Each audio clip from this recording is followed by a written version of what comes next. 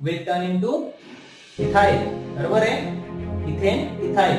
तसं मिथाइल झाला याचा बघा CH3 आणि त्या मिथाइलला कोण लागलेला आहे? OH group. OH चं नाव काय आहे?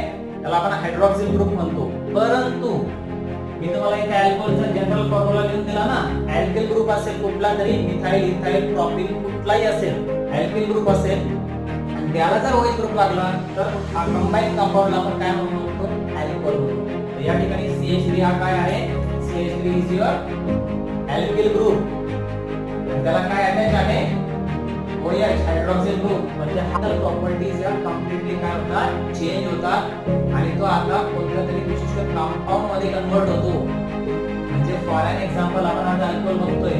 समजा कुठल्या तरी हायड्रोकार्बनला जर अल्कोहोल हा फंक्शन ग्रुप लागला हायड्रोजनच्या जागी तर तो हायड्रोकार्बन आता हायड्रोकार्बन